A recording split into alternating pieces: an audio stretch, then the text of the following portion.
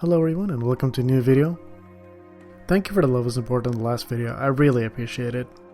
I made a video with the algorithm in mind, so I'm not entirely surprised that it blew up. Anywho, today I want to discuss Corrin. But first, a word from our disclaimers. If you play and or enjoy Corrin, that's great, I'm happy for you.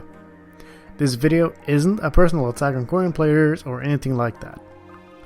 I'm just aiming to discuss Corrin as a whole and why they're not popular. Also, I am aware that there are top players who are currently playing them in tournaments. Lee, MKLeo, Pinkfresh and Shattuck are all doing great work and I'm glad to see Corrin do well. However, Corrin has flown under the radar for many people for the longest time. And there's a couple of reasons for that.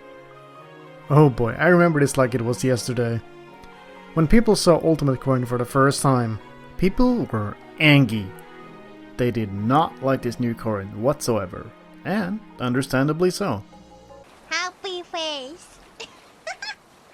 Happy dog.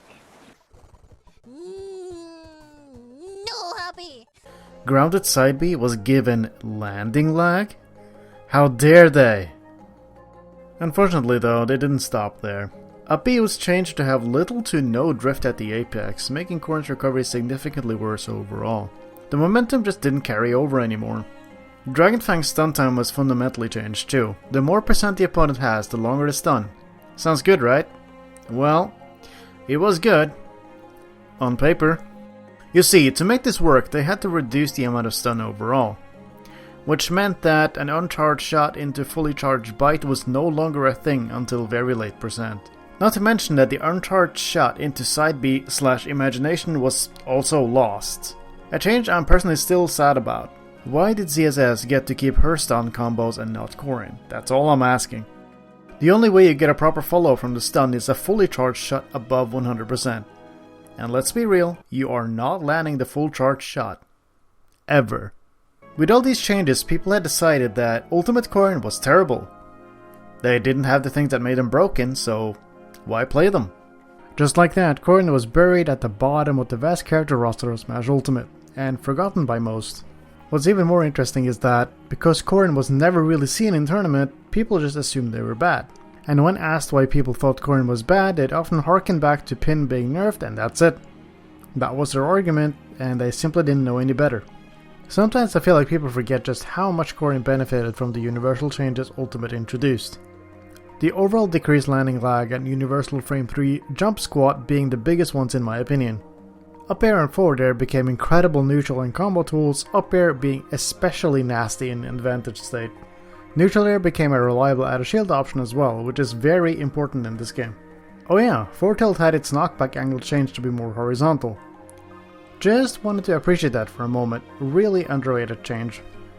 Also, you can act out a grounded pin by holding down, cancelling the move entirely instead of committing to left or right. And we haven't even gotten to the buffs yet. I'm just gonna shamelessly shield my Corrin buffs overview video because I can. Also, if you're enjoying this video so far, you should totally leave a like and a comment. And maybe subscribe. What I like about Corrin's buffs is that they made what's already strong even better. The team didn't just pick random moves with them. Adding more damage to forward air made the combos do more damage across the board. Up air doing more damage enhances their already phenomenal juggling game. It kills earlier and combos do more damage as a result. Back air, which is already bonkers good, got more damage and knockback. The crackheads at Nintendo were really on something there. Forward smash got significantly stronger too, and they made the tipper hitbox bigger. Thank God. And then they buffed Dragon Lunge, which definitely needed something. More kill power, less end lag when jumping out of the grounded version, and less end lag when used mid-air. Great stuff. Somewhere along the line they also buffed Dragon Ascent with more iframes and mobility, so it's actually a good move, and better for recovery. I truly believe that the buffs in patch 8.0 was Corrin's turnaround point, where the rise really started, if you will. It put Corrin in the spotlight and people started to see just how good they could be. From what I've gathered, I believe the consensus now is that Corrin is a high tier, or at least a low high or a high mid. But the enhanced combo game and kill power the patch brought still wasn't enough to convince people to play them. Yes, there were Corrin loyalists and specialists, but outside of that, the character still wasn't vitally picked. And even now, with top player representatives, people are still relatively hesitant. I think the elephant in the room is that there's just characters that are stronger. Characters that do the same things but better and more consistently. Roy, Chrom, Lucina, Pyra, Mithra, Byleth and Shulk are all contemporaries that just perform better than Corrin does currently. So there's no reason to pick them, especially if you compete and are looking to win more consistently. Unfortunately, there are some inconsistencies with Corrin that make them less appealing to play. I have complained about this on multiple occasions, but the tipper hitboxes on forward smash and side B are really weak and inconsistent. They lose to pretty much any other move because, somehow, these attacks were given projectile priority, which makes the side B 2 frames less consistent than you'd think. Just like Marth, Corrin's tippers are great!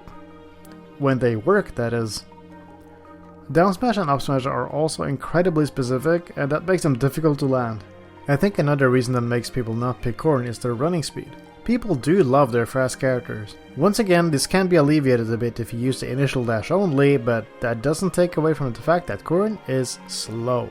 It makes it hard for them to get in or catch landings against other characters that have great movement options like Sheik or Diddy Kong. And I think that is pretty much everything I wanted to talk about in this video. Originally, I wanted to make it a why no one plays Corrin video, but the more I thought about it, the more I wanted to go in this direction. I really think that Corrin has the potential to become a really good character with the right people. Their advantage state is nuts, their light trapping is busted, and their neutral is great too.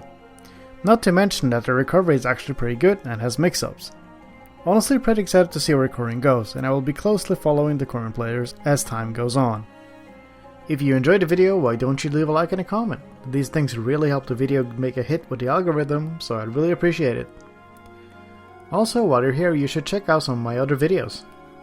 I'm especially happy with my recent Pyra and Mithra videos, and it would be stellar for them to get more exposure. In any case, thanks for watching, and I'll see you soon.